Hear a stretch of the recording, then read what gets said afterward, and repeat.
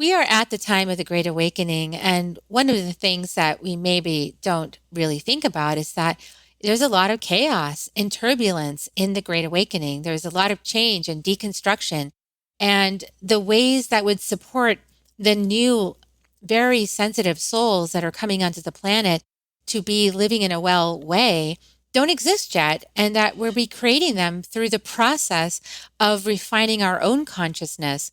And so we're going to have a beautiful conversation today with the hosts of the Beyond the Illusion podcast, Tianna Roser and Tim Howe. Join us to find out more. Soul Nectar Show, the Soul Nectar Show. You're invited, delighted to discover who you are. Anything is possible if you believe. So join us on this beautiful journey. Soul Nectar Show. Soul Nectar Show. Well, hello. Welcome everybody to another episode of Soul Nectar Show. That show where we talk about all things essence. We sit around the campfire and we share stories of our experience on Earth and what it's been like. And boy, do we have some stories to tell being on the planet at this time of the Great Awakening and all that that entails. And from my perspective, as a mother, mentor, medicine woman, boy, it does entail a whole lot of chaos and turbulence and stuff that looks like mental illness, family systems divided, all kinds of craziness with our kids and plant medicines going everywhere. And so everyone's looking for a solution, right, to deal with the experience of going through the awakening collectively. And I'm your host, Carrie Hummingbird. And you know, I love to have these conversations week after week after week. And I really, my strongest desire is that anyone listening to this, you get some piece of wisdom, you get something that gets you through to the next day, to the next week, something that it makes a light bulb go off like, wow, okay, I'm finally getting this piece. I can accept this now. I can come at this from a different place. And so today's conversation is really going to be centering around this Great Awakening experience that we're all in. How do we care for ourselves? How do we care for our kids when we're in the middle of deconstructing literally everything? There's so much chaos and turbulence. And yet, don't we all want to feel safe and grounded too in the middle of all that and have a safe landing for our kids and future descendants? This is my mama's heart talking. And, you know, I have these beautiful friends who decided, yeah, I'm going to come and have this conversation with you, Mama Bear Carrie. Let's have this conversation and see how we can bring some light to this. So today on the show, we have Tianna Roser, who's been on the show before. And you guys might remember that she is a Reiki and hypnosis and life between lives regression and quantum healing hypnosis technique person. She's the author of the book, Awakening Transformation. Perfect person to be in this conversation, as well as your podcast host. They have a podcast called Beyond the Illusion together. And Tim Howe is also here with us, and he's a dad, and he's a father to, you know, his daughter, and, you know, is also aware of all of these trends and had his own awakening process he was going through. So you guys might remember the last episode. I will put a link in the show notes below, as well as my interview with them on Beyond the Illusion podcast. So go check that out. But in the meantime, welcome you guys to the show. I know this is a big topic. We're taking off a big bite of the elephant today. So I want to honor you both for being in this conversation with me. And I know that you're going to bring such great wisdom. Who wants to start? Who's got something about this you want to share? Yeah, I can start. Yeah, thank you, Carrie. I really appreciate it. And yeah, I think that everything you just spoke about is a lot. It's a lot for everyone to deal with. And, you know, I'm reminded of that, especially when I think about other people's experiences in life, that when I'm going through my own struggles and difficulties, I'm a Taurus, so a lot of my angst and challenges come from what I perceive as the real world, the everyday mundane existence that we have to walk through with our bodies. And I feel the tension and the pull of all these things that are happening within that sphere. And that's where I experience my growth. And I know it's not like that for everyone. Maybe a lot of people experience things in their mind or in their emotions or in different areas of their life. And I'm reminded of that when you speak about things like you just spoke about in the intro there, that not everyone experiences their life the same way.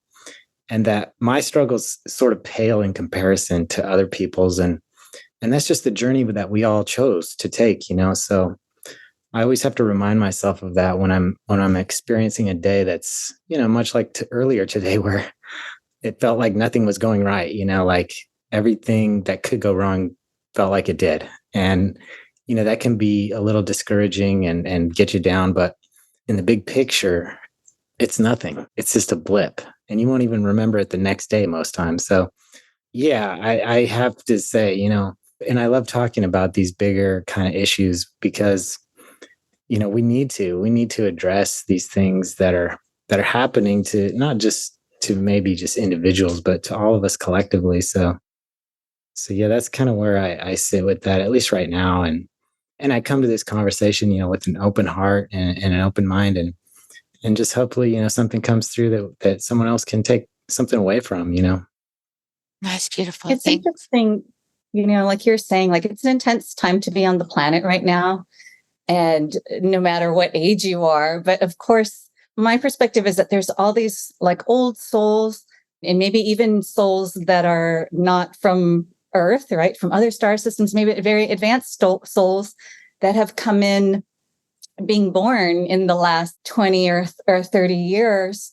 And so you have these like really sensitive souls that have a high consciousness, but they don't have the years of earthly experience to ground that. So there's like this deep wisdom and this like maybe like perceiving and receiving a lot of things that maybe my generation or the generation before didn't even have the sensitivity to be able to sense and feel. Maybe we don't even know how to guide them because it's very new, because on the planet right now, everything, the veil is thinning. And so we're getting bombarded with these, high frequency spiritual energies. And you have these maybe very sensitive souls, but they haven't had the years of earthly experience yet to sort of ground it. And then here we are trying to guide them through something that we've never been through as well. And so it's kind of that kind of chaos where we're all figuring it out as we go along. And it's a little messy. Yeah. I mean, Tim, I relate to that, what you said, Tianna, and Tim as well. It's like, I have a former, like my South Node is what I'm comfortable with, right? Like that's what I already know. Virgo. Like I can totally get stuff done. Like I am competent. I can get in there. I'm grounded on earth. I can make stuff happen. I know how to like produce a podcast and do like, I've got an octopus. I got an arm on all these things, right? I'm doing this. I'm doing this. I got this thing going on. I got the other thing going on. And I'm like doing all this kind of stuff. But I'm not mystic. Like I'm just opening up the mystic part of me, and the mystic part of me is like opening up and I'm getting all these insights, but I don't like see visions. I just know, I just feel, and I just know, but I'm mostly in this grounded space. So when I'm with people that are like, don't have that skill, they go, how do you do all that stuff? Right? Like Tim, all the stuff you take for granted, like it's actually quite skillful, to be able to function on earth, like holding down a job, putting food on the table, being a dad. That's like real stuff, for a lot of these souls coming in, like that is not easy. Yeah, totally. Yeah. And that's why Tianna and I feel like we have a good synergistic experience in our podcast, because I do embody that aspect of reality more, I think, than she does. And she embodies the mystical and maybe even the mind part of reality as well. And so, we come together and she tends to bring an angle to the conversation that I don't have usually.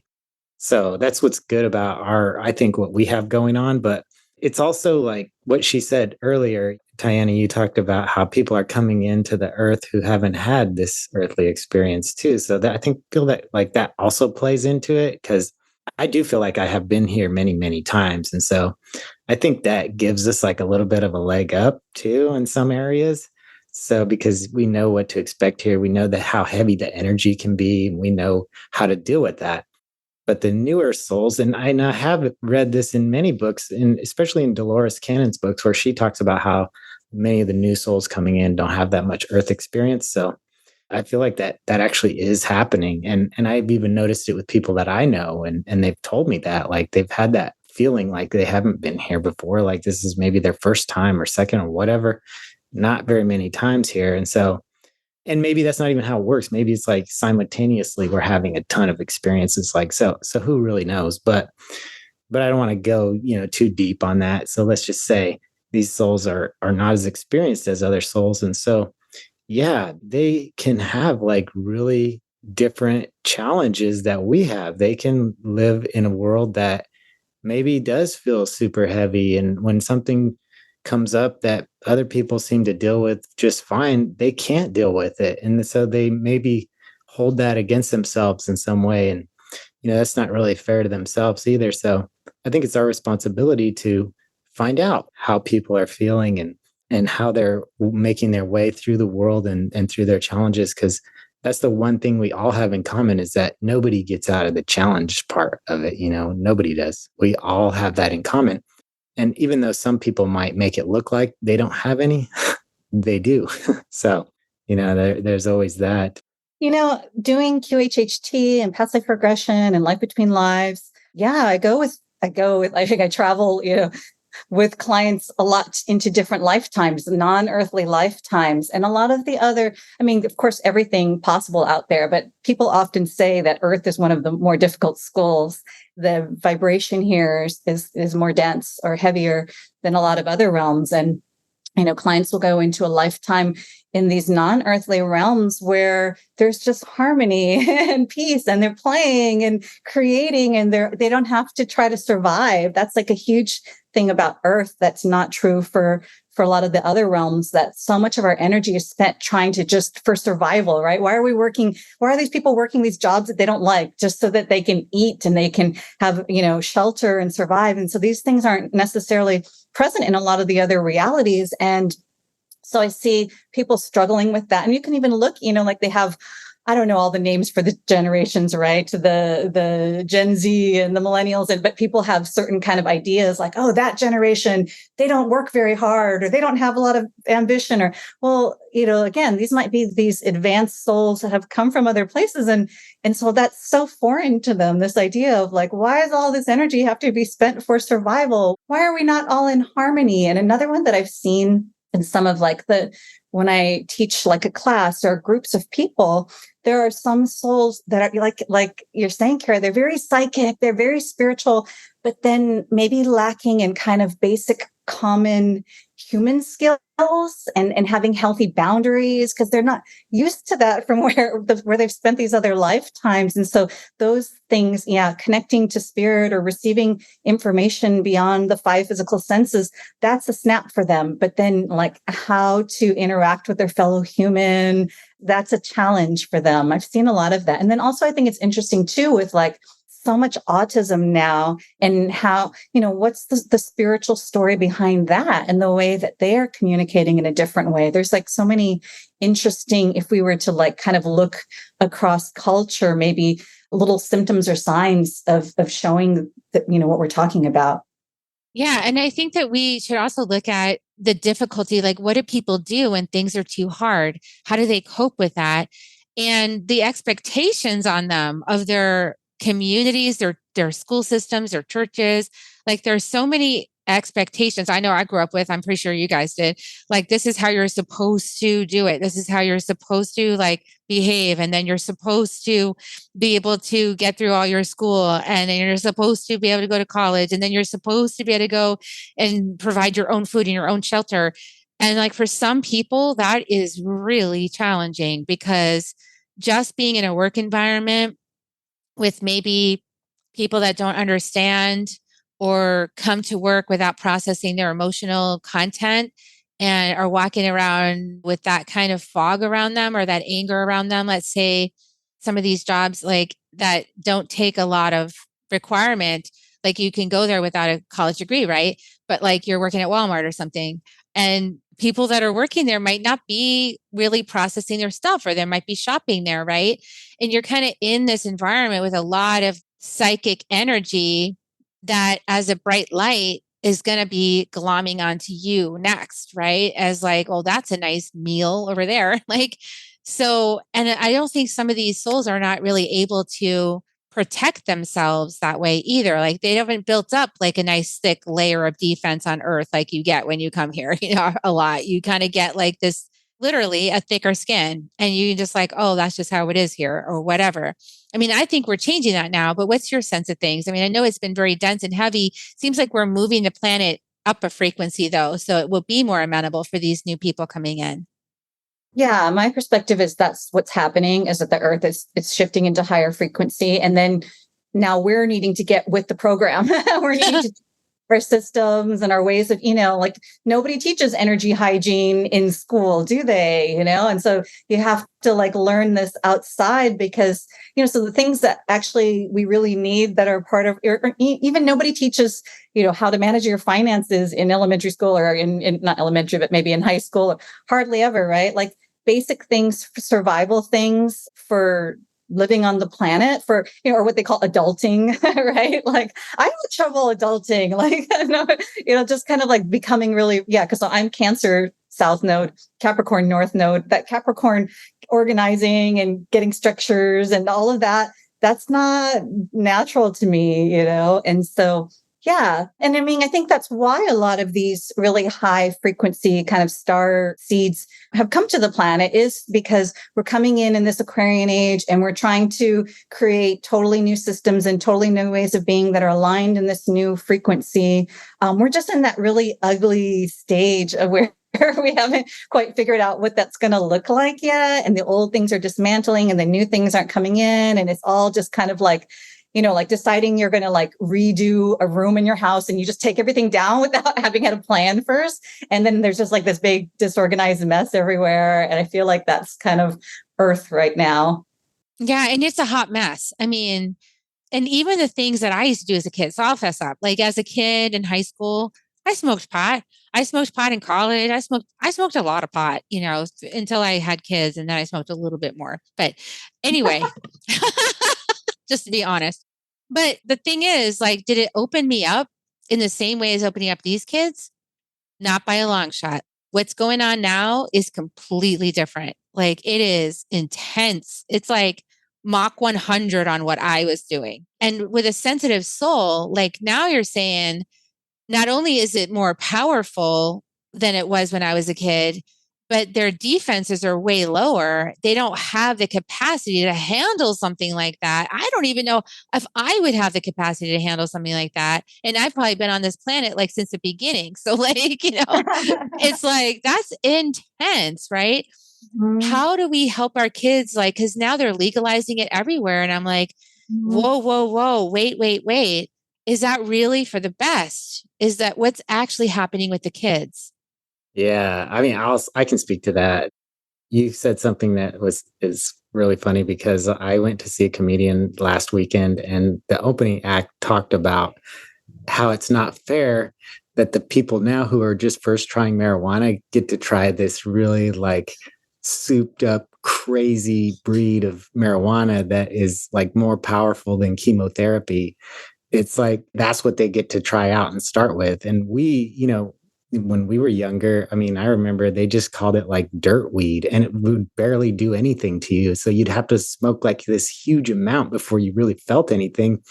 And then, yeah, like you're saying, it does open you up. Those kind of things, there's an inherent intelligence within this planet, within this reality, within everything that you experience. There's an intelligence to it.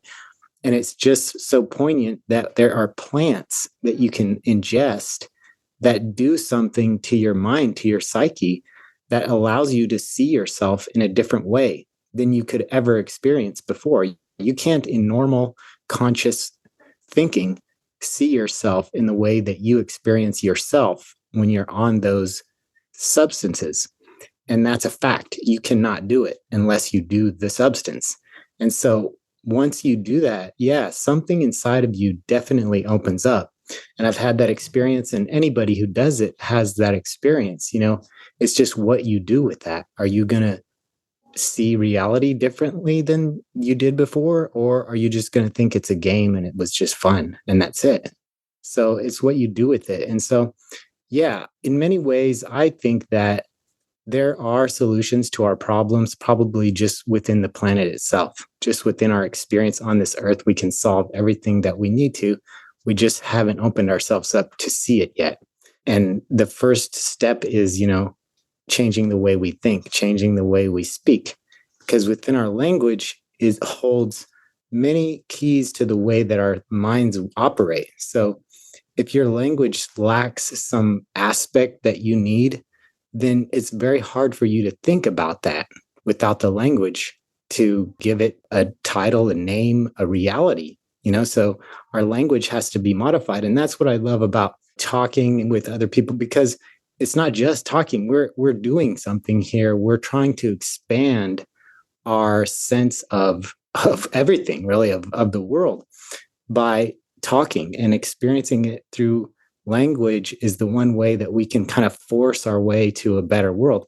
And that's just my belief. But I sort of envy people like you, like, Carrie and Tianna, because you get to speak in a different way than I'm allowed to speak. So I work a job, I live a regular everyday life. And if I go around saying the things that I really want to say, because I've read a lot of stuff, and I feel like I know a lot of things, but I just can't articulate them in every situation, because people will look at me like I'm crazy. So I have to walk this tightrope where it's like, hey, you bring up something like autism. Well, I have a theory about autism. I think it involves spirituality. But if I go around telling people that, they'll say I'm nuts. They'll say, no, it's about science. It's about biology. It's about your body. And I'll say, well, probably not. There's probably a spiritual aspect to it that we just don't understand because we don't have the language to describe it, and we haven't figured it out yet. But if I say something like that, or if I say something like, well, I feel like part of our genetics are probably modified from different entities that have been here prehistorically, and that certain DNA channels have been opened that we don't understand, then they'll look at me the same way. And they'll say, wait, this is new agey bullcrap, and you almost can't get away with it. So, people like you live in this realm where that's your life. That's what you deal with every day. So you're allowed to talk that way because people aren't going to really judge you the same. I think they kind of expect you to be a little bit more, I know new age, but isn't a great term, but that's the only one I can think of right now. But, they kind of expect that from you. So if I go around and do that, it takes people off guard. And I guess I could, but you know what I'm saying? It's just a different experience for different people and a different set of expectations, I guess. I think it's important to make it practical for people.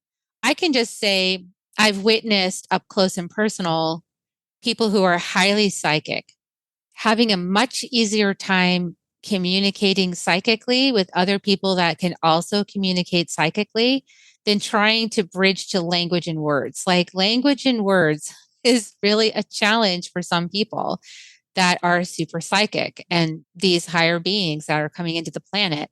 Like, they have a really hard time understanding this concept of language that's spoken. Like, it seems to be a problem, and I just noticed it because it was up close and personal. Like, that's a challenge. And I'm an author. So, like, words for me are like, I'm easy with words. Like, I like words. I probably use too many words, and I'm learning how to be more conscious with my words and maybe use fewer of them more intentionally. So mine is kind of like backing off of the words a little bit, and being a little bit more in the moment and being more intentional with my words. But some people are like, they just don't, it's like the mechanics of we just take for granted, Tim, that's the thing. I think a lot of people on this planet really take for granted language. They take for granted the ability to translate a thought or an emotion or an impulse in the brain or from the spirit into their brains to create a sentence.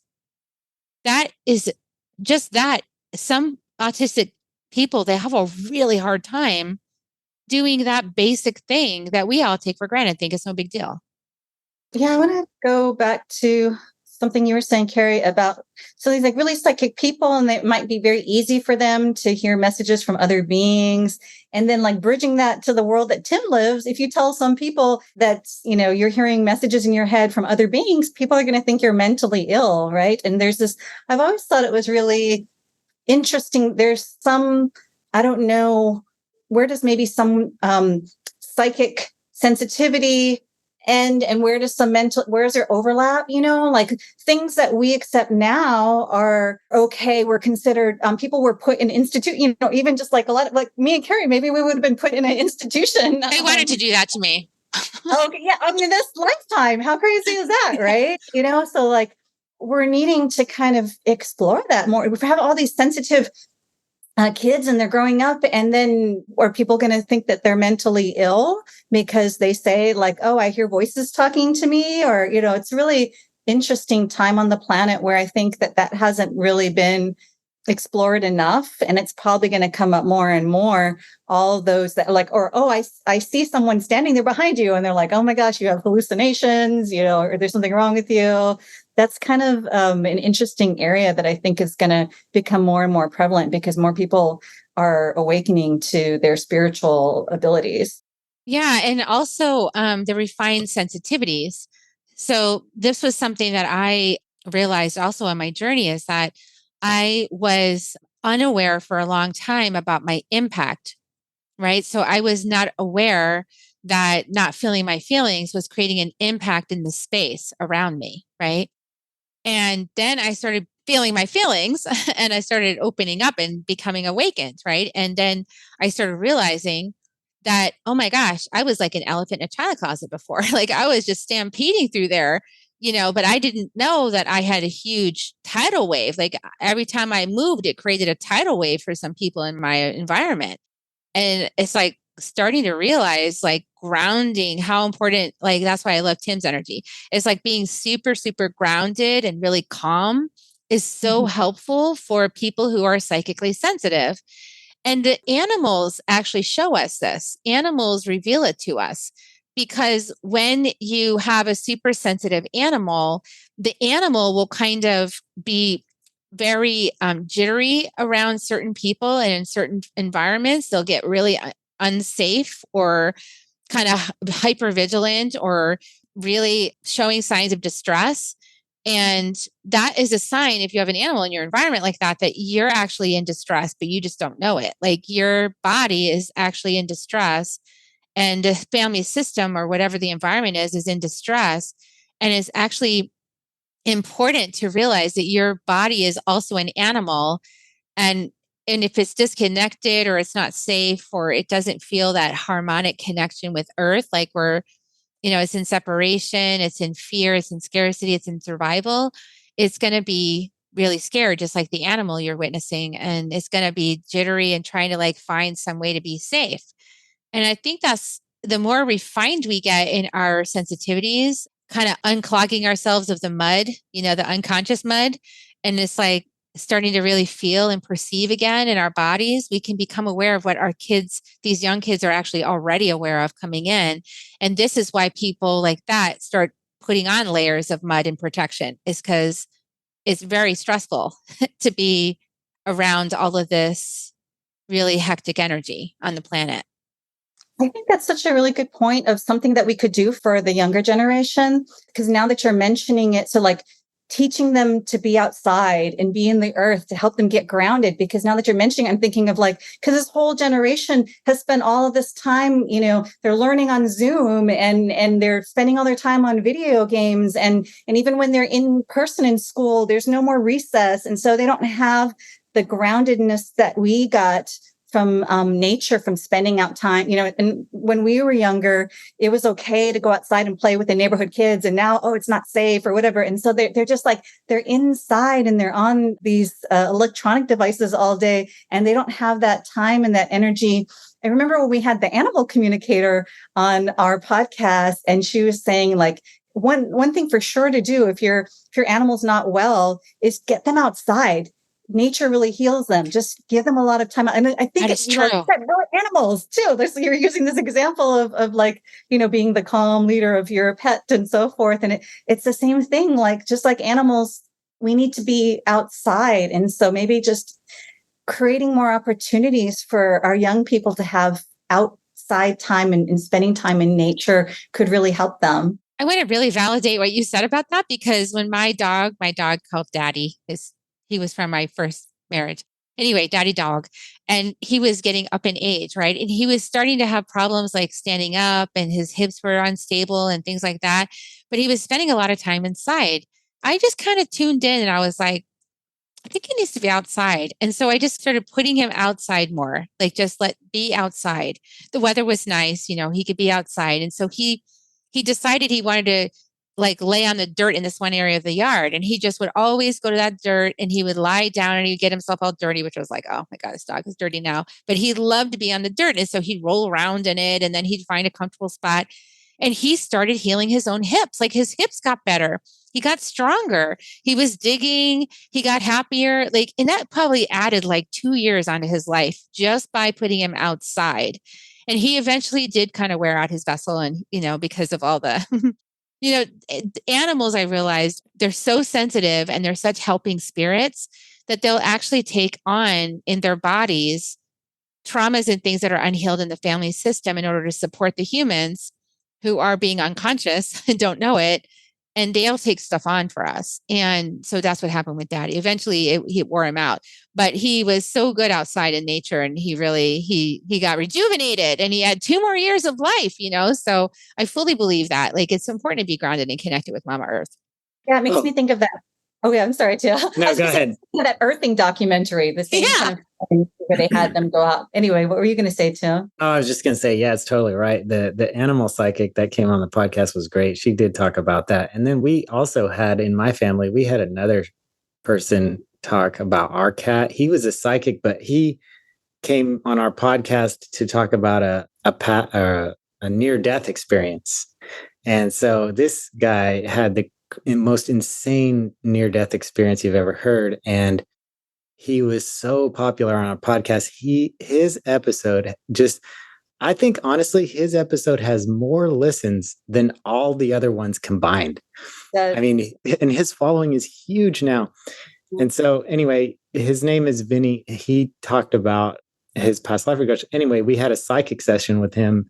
We kind of became friends with him and he gave us a session, my family, all 3 of us. We had a session and somehow the cats, we have 2 cats. We had 2 cats at that time.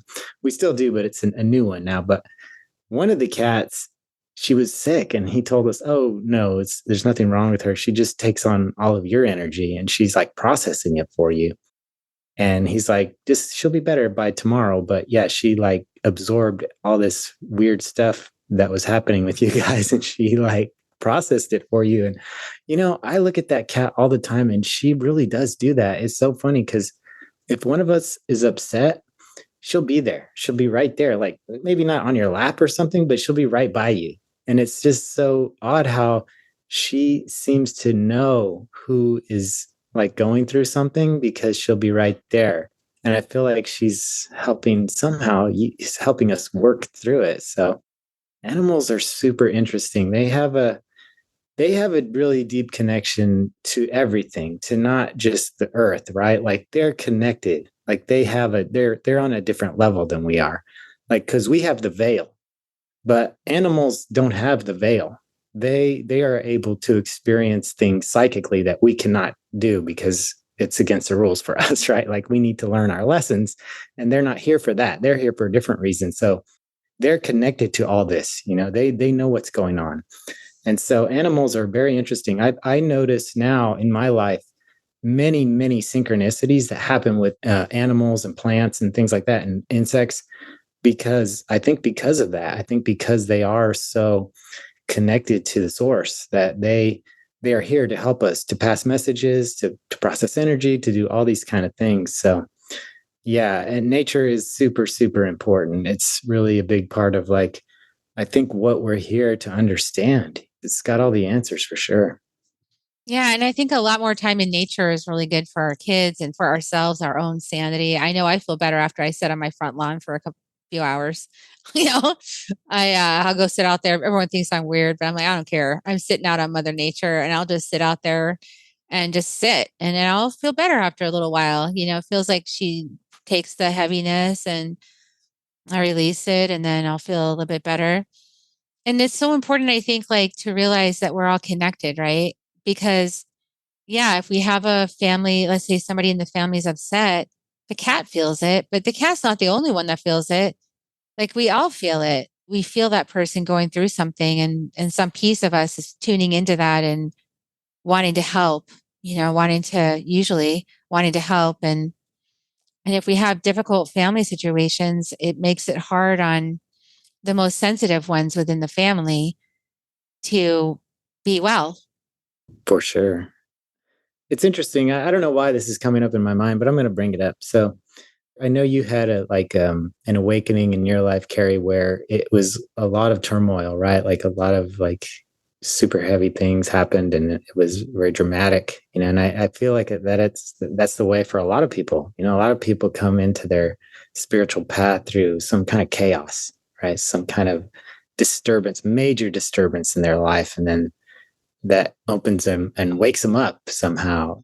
I'm sure Tianna probably has, a ton of stories where she had clients like come to her like that, and that was their experience. And I think mine was a little different. I didn't really have, anything crumble and fall apart, but I did have a lot of weird things, information, I guess, come into my life where it started to make me realize, and it was more like, instead of super big event that kind of changed things for me, it was more of like a chipping away, and it just like kind of like soaked in, and then finally like hit the core, and I was like, okay, I get it.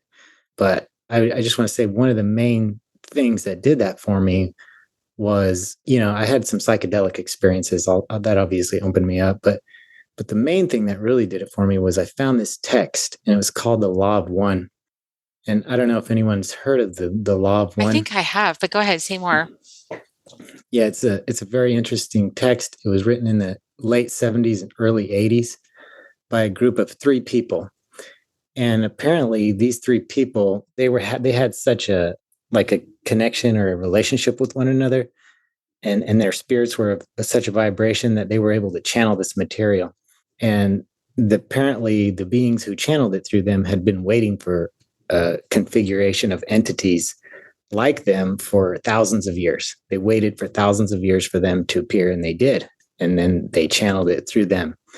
And so this was one of the first channeling, like very popular channeled materials that ever came out, at least in the Western world. And they spent, I forget how many months channeling, like every few days that one of the women would go into a full trance. She would be under, and she would not remember anything that she spoke about. And they just asked every kind of question that they could think of. And what they were initially, these three people were UFO researchers, and they started researching UFOs, and they found out that many of the people who claim to be abductees actually, sorry, my cat's in the background. I don't know if you're hearing that. I can hear it. Yeah. So, many of these people who were abductees claimed that they had a psychic connection with the entities that abducted them. And that psychic connection lasted the rest of their lives. They felt like they could communicate with these beings forever after that. And so they thought that was super interesting. And so they set out to initiate contact with these beings. That was the whole purpose of them trying to channel. They were even coming up with the techniques that many people use now to channel. And so they channeled this material, and it came from a group of beings called Ra, A-R-A, the Ra beings. And they claimed that they were beings that lived on Venus many, many millions of years ago, and that they were going through the same process that we're going through now, and that they actually lifted their culture, their society, their whole group of beings to the next level, much like exactly how we're doing now. And they described like all the things that would help us to do that in a much more smooth and harmonious way. Apparently, it was pretty easy for them. Like, they didn't have the level of negativity that we do on the planet. And so their experience with going through the transition was much, much easier than ours. It was a lot more harmonious. And so they were here to help us, and they're still here, and they still try to. So I just felt like I should mention that. I don't know why it just came up. I wanted to talk about it. No, that's beautiful. I mean, I know we have lots of support. I mean, everybody's got a whole spirit team. I started walking around when I first realized I had a spirit team, and I started talking to people about my mystical path and all this. And I'd say, well, you have a spirit team. And they'd say, no, I don't. And I'd say, okay, if you don't want to talk to them, they can come work for me for now. Then they started getting interested in having their spirit team, because they're like, what do you mean? You're going to take my I'm like, yeah, if you're not going to use them, I'm going to take them. that. That's hilarious. Inspiring people to not have their spirit team be stolen from them. So every day, all day long, Carrie Hummingbird. So, Yeah, it makes me sad that, that's not common knowledge, right? Or some people don't trust. They're like, I think my higher self doesn't like me, or, my higher self is mean to me, or I don't deserve the guidance of my higher. I think they're really disappointed, and so they won't talk to me. And I'm like, no, that's not the level that they operate from. no, that's ego.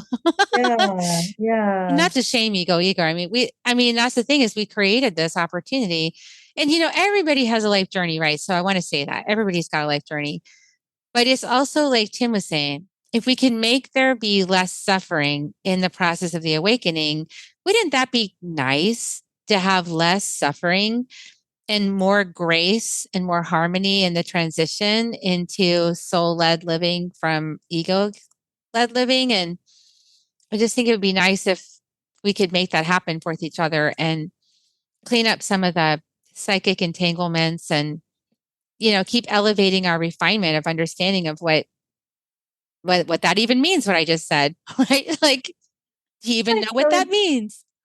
That's why it's so important that, that we talk about these things, because like, I didn't even feel comfortable talking about this kind of stuff when I first started on my spiritual journey. And yeah, there's like a deep, like, across maybe lifetimes fear of like something really bad is going to happen to me if I talk about these things. And even now, I've been working on that for so long, but there's still levels of, my spiritual experience that I haven't shared, that it feels scary and vulnerable to do that. And it's funny because right now I'm starting to work on my second book, and I'm like, I could feel it because it's like pretty vulnerable. And I'm like, oh my gosh, this is going to be really like, what if so-and-so reads this? Or what if so-and-so? And I'm like, it doesn't matter if they don't, even like my dad's not going to understand this. Like, like that's okay. But as we do that, then we normalize it more, right? Because that's what's been happening since social media and, and YouTube and people having podcasts and all of that.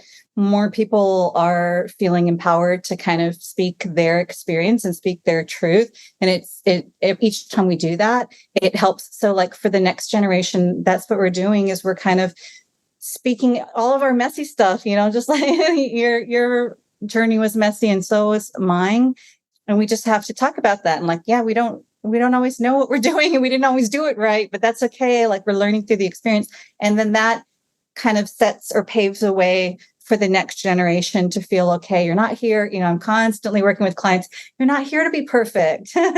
You're here to learn and grow, and learning and growing is messy. It means, we should make mistakes, because that means we're trying something new. And, we just keep trying to learn from those mistakes and understand through our trial and error. And so I don't think that we're meant to have all of the answers for the next generation, but we can create an environment and a society where it's safe, hopefully, for them to speak out, speak up to us about how the things that they're struggling with, or they can see us and see that we've gone through our own journey, but hey, look, we turned out kind of okay now. And so, yeah, I think that's all right.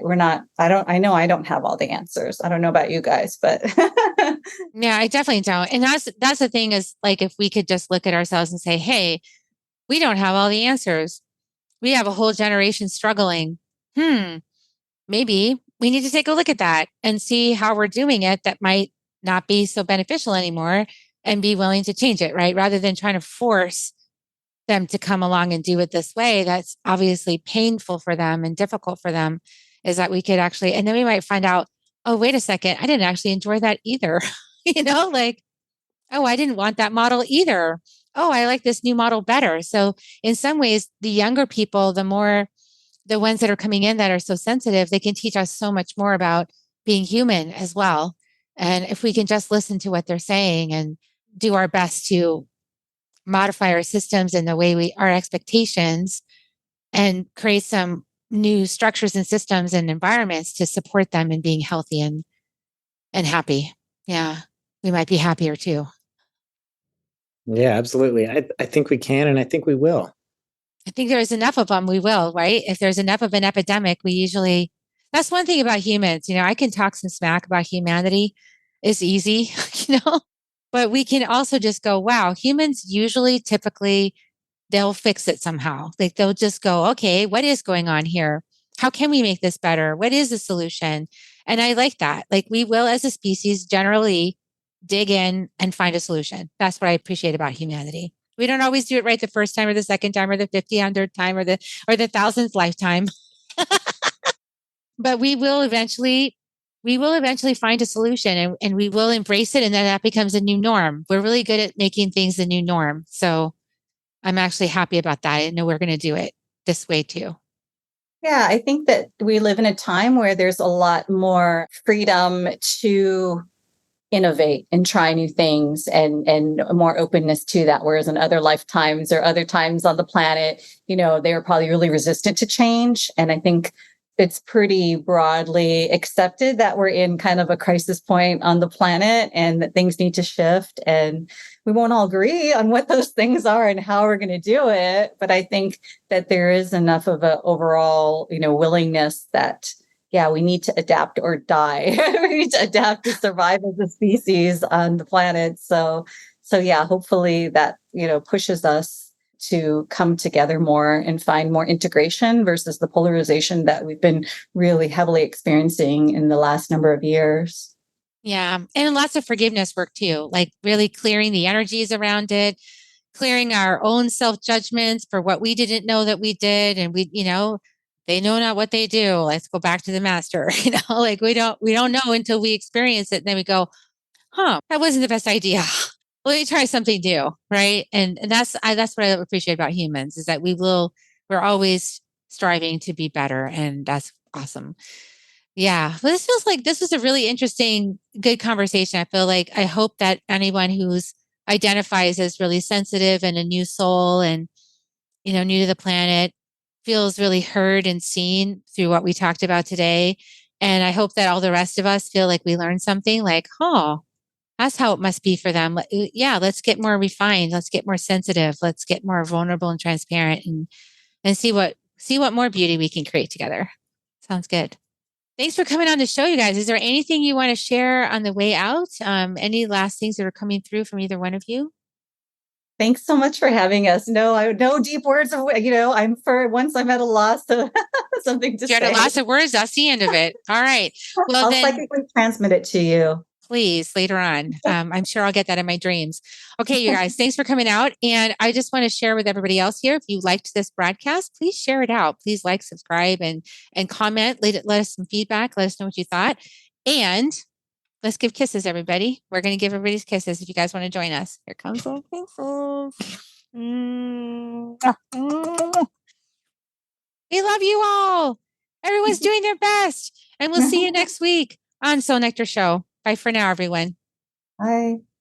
Bye. If you found even one gold nugget in this episode of Soul Nectar Show, will you do us a favor? Will you subscribe, like, and share this episode? Maybe even write a comment and let us know what you thought about it. We really, really want to engage with you at a much deeper level. Let's be part of community together. Have a great week, everyone. Bye for now. To dive in deeper to nourishing conversation, visit soulnectar.show.